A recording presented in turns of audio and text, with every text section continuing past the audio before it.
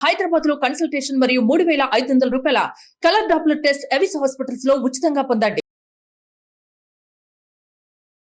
నమస్తే రమగారు. నమస్తే రమగారు, విక్రమ బేతాల కథలు చెప్పండి అండి. పట్టుబదలని విక్రమార్కుడు మళ్ళీ లోపలికి నడిచాడు.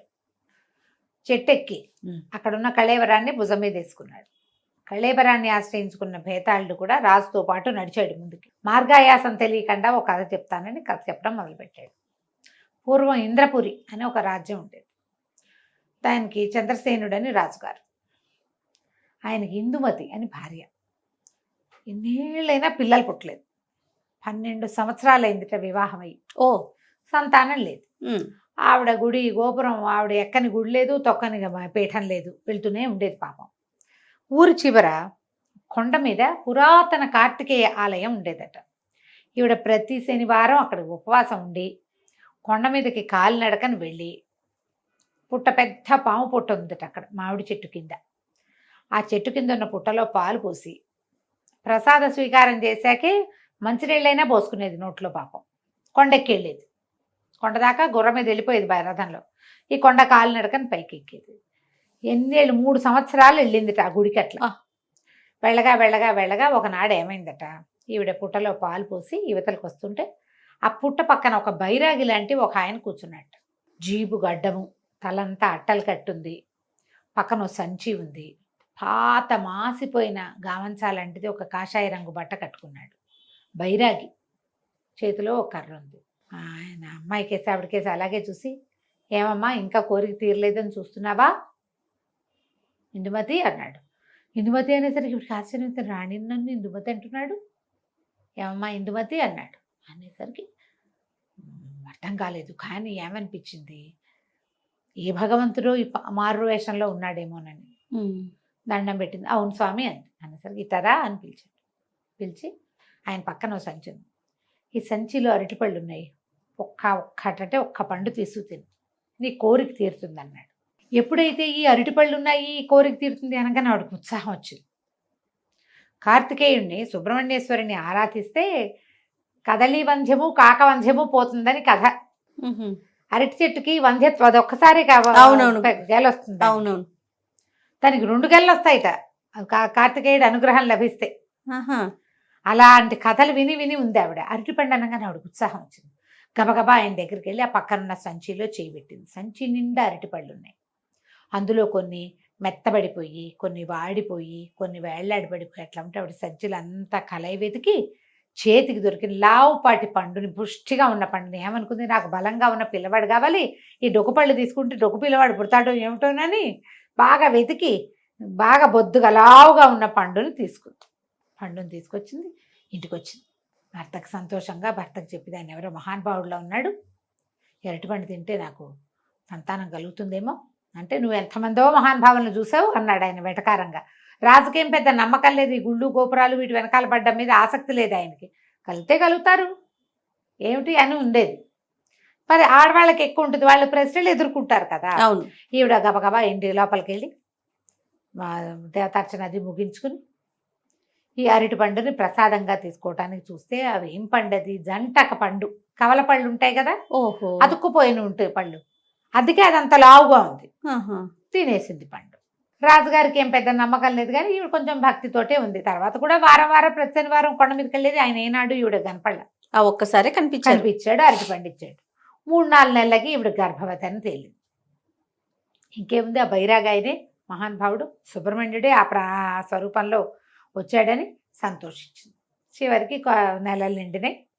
ఆవిడకి 2 కుమారులు పుట్టారు. జంట అరటి పళ్ళతో కవల పిల్లలు పుట్టారు. కానీ ఈ కవల పిల్లలు ఆ పళ్ళెట్ట అతుక్కున్నాయో వీళ్ళు కూడా అటాగే అతుక్కుని పుట్టారు. అయ్యో, సియామేస్ ట్విన్స్ పుట్టారు. ఏం చెయ్యాలో తెలియలా ఈవిడికి. ఈ పిల్లల్ని సెపరేట్ చేయటం ఎట్లా, దాని మీద బోలెడంత ప్రయత్నం చేసింది. ఆ వైద్యుల్ని ఈ వైద్యుల్ని, వీళ్ళని వాళ్ళని తెగ పిలిచింది. ఎంతమంది వచ్చినా ఎవ్వరూ ఏమీ చెప్పలేకపోయారు. చివరికి ఒక పురోహితుడు ఒక ఆయన ఏం చెప్పాడంటే, అమ్మ అశ్విని దత్తుడని ఒక అద్భుతమైన వైద్యుడు ఉన్నాడు, ఆయన శస్త్రచికిత్సలు చేయడంలో నెంబర్ 1 దిట్ట.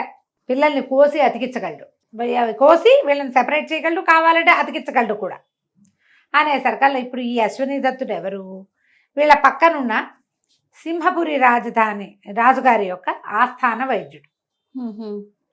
వాడు జయకేతుడు. ఆ రాజుగారు పరమ కోపిష్టివాడు. ఆ రాజుకి ఈ రాజుకి పడదు. ఓకే. చంద్రసేనుడికి జయకేతుడికి పడదు.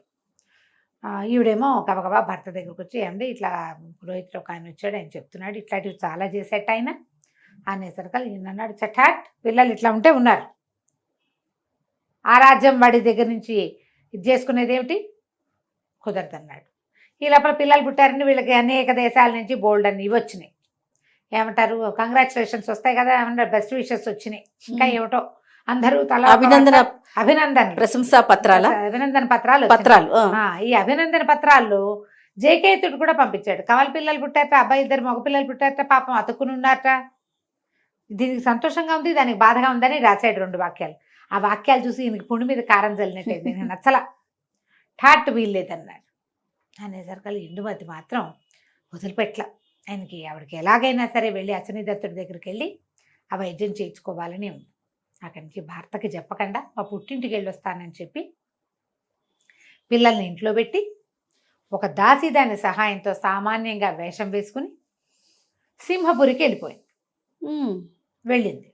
వెళ్ళి అశ్వనీదత్తుడి కోసం వెతుక్కుని వాళ్ళ ఇంటికి వెళ్ళి ఆయన పాదాలు పట్టుకుని, బాబు మా పిల్లలు అతుక్కుని పుట్టారు, పిల్లలకి శస్త్రచికిత్స చేయాలి అని అడిగేసరికి తప్పకుండా చేస్తానమ్మా, 5-6 చేసున్నాను, పిల్లలు ఎంత వయసు వాళ్ళు, ఏమిటి, ఏ భాగాలు అతుక్కుని ఉన్నాయి, ఆరోగ్యంగా ఉన్నారా, అన్నం తింటారా, తెలివిగా ఉన్నారా అన్నీ కనుక్కున్నాడు. ఇది సులువేనమ్మా, చేయొచ్చు అన్నాడు. చేయొచ్చు అంటే అంత సులువు కాదండి, నేను ఇంద్రపురి రాజుగారి భార్యని, ఇందుమతి నా పేరు చెప్పేసింది అనేసరికల్లా ఈయన అన్నాడు, అమ్మా నీకు మీ కనుక వైద్యం చేస్తే నన్ను చంద్రపూర్ నుంచి బహిష్కరిస్తారు, ఇక్కడి నుంచి మా రాజ్యం నుంచి నన్ను బహిష్కరిస్తారు, ఉరి కూడా వేసిన ఆశ్చర్యపోక్కర్లేదు, మీకు మాకు పడదు అనేసరికల్లా ఆవిడ వలవలా ఏడ్చింది.